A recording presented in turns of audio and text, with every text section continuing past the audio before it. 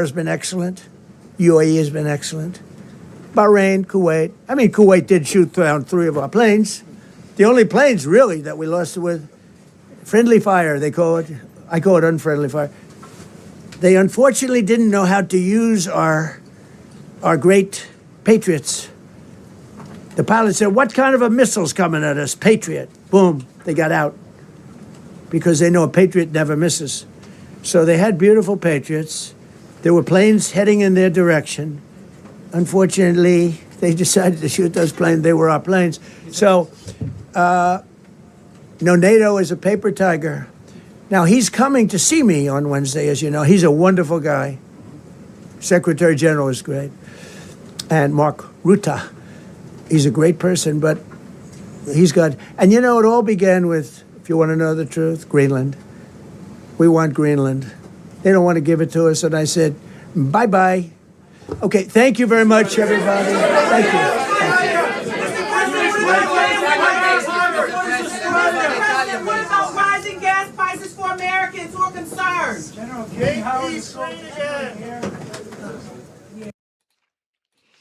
okay, so yesterday, Donald J. Trump posted this on Truth Social, and all the right-wing superstars were going crazy over it. Tucker Carlson, Alex Jones, Marjorie Taylor Greene, and even Megyn Kelly. And I honestly don't know why they were overreacting. Or maybe I do. But we'll get to that. Because this is how Trump speaks normally. He's always hyperbolic. And I'm sure all of them knew Trump did not mean an actual nuclear attack. Because he blesses the people of Iran here. God bless the great people of Iran. And everyone knows when Trump goes public like this, it's always some sort of tactic. Check out my King's Gambit video on the architecture of this war if you want to know more. And at the end of the day, there was a ceasefire literally 10 hours after this tweet. So Trump gets shit done. Now, to see if it was legit, about an hour ago, Trump posted this, saying this could be the golden age of the Middle East. So it seems like everything's going well. But at the same time, I saw some YouTube videos showing Iran violating the ceasefire, which isn't surprising. And it kind of proves Trump's point that they're not to be trusted. It helps his case. And at the same time, the oil price remains low. It remains down since immediately after the peace deal. So the market's saying this peace deal is real. It's the real deal. So in this episode, I started this episode because I wanted to play a few of the ex-MAGA spokespeople because in a way they've been proven wrong. This was not World War III. And I definitely have a soft spot for Tucker Carlson. I deeply admire him. But he's been too critical, way too critical of the Trump administration. And with a few million subscribers that he has, he's got such clout over the American people's opinions. And with a war like this, information warfare is very much part of any war, and especially with this war. And he wasn't helping Trump. And I want to play all those podcasters' clips reminding you, perhaps they're not as independent as they make themselves out to be. I'm not saying they're sold out, or I'm certainly not saying who they've been sold out to if they are sold out.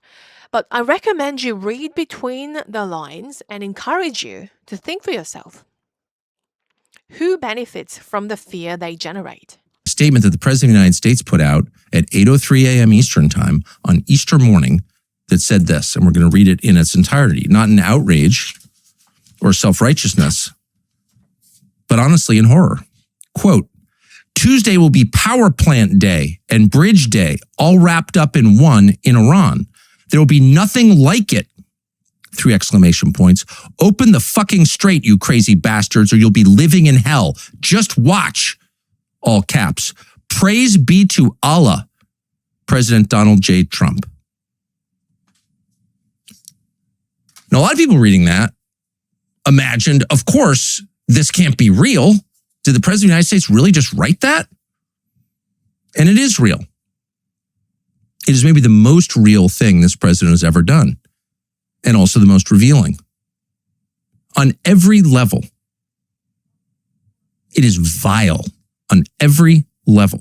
It begins with a promise to use the U.S. military, our military,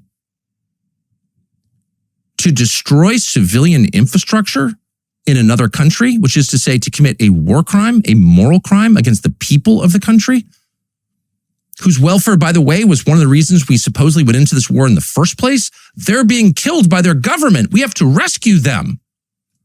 And now here's our president, not even a month and a half into the conflict, which we are not winning, by the way, because the Straits of Hormuz are not open. There's one way to keep track. That's the measurement. Saying that we're going to use our military to kill the civilians of this country who didn't choose the war. They got nothing to do with it. They're like civilians everywhere.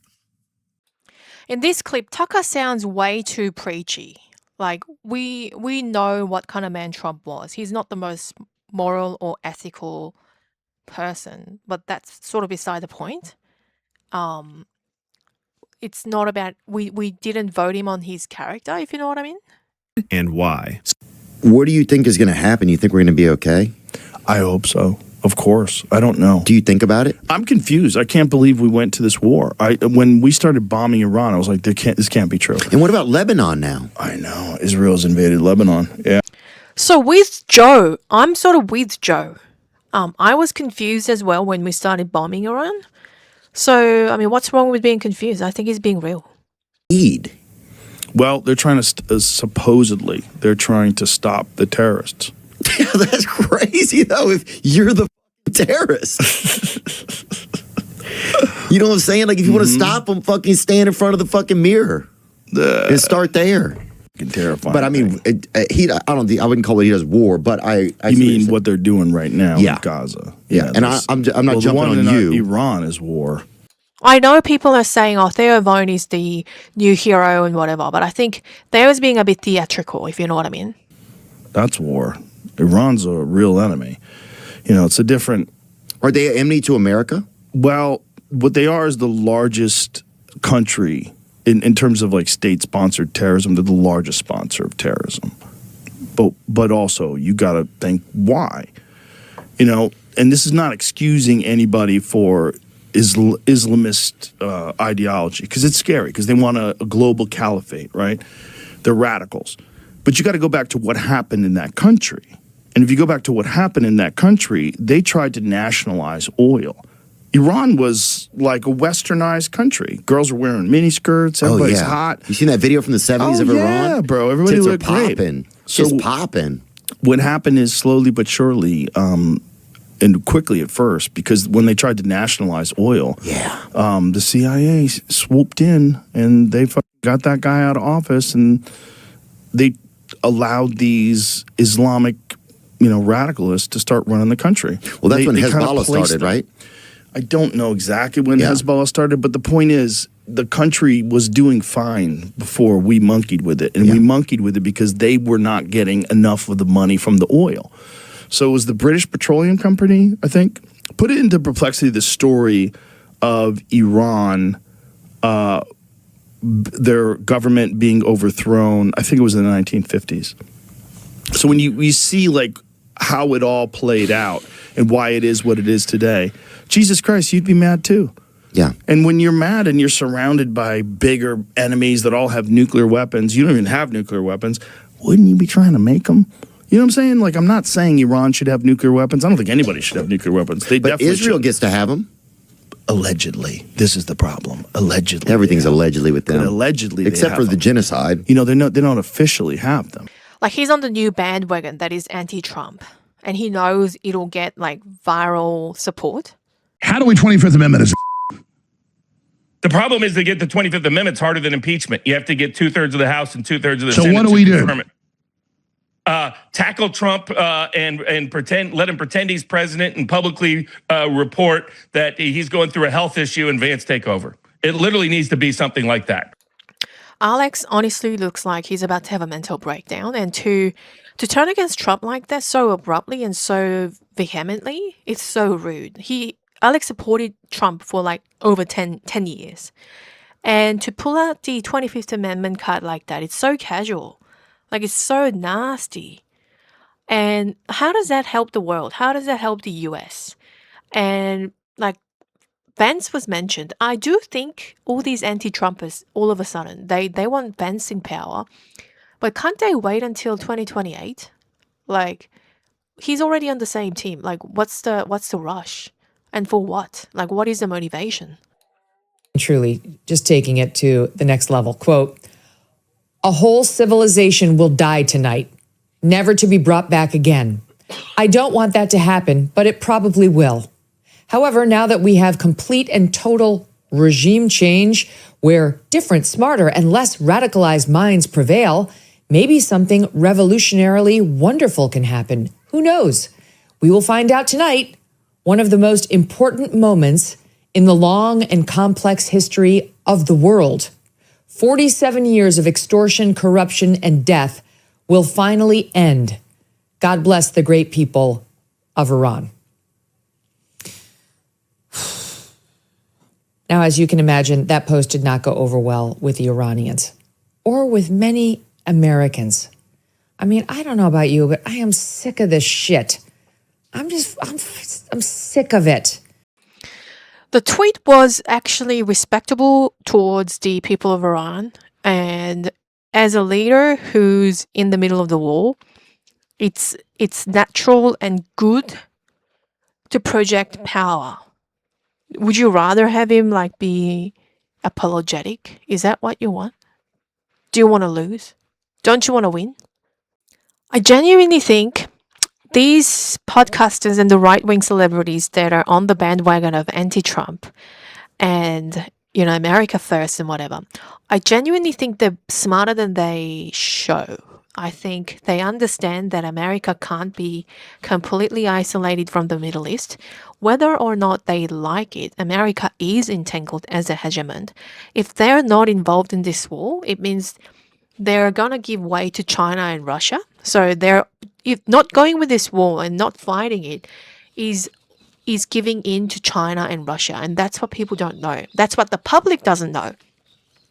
But I believe these right-wing podcasters do know. What they are doing, though, is milking the views. So they're milking the public emotion. The American people, they don't know how the Iranian regime thinks. They think with a Western mind. So they feel bad for the Iranians. They're not really distinguishing the people of Iran from the regime.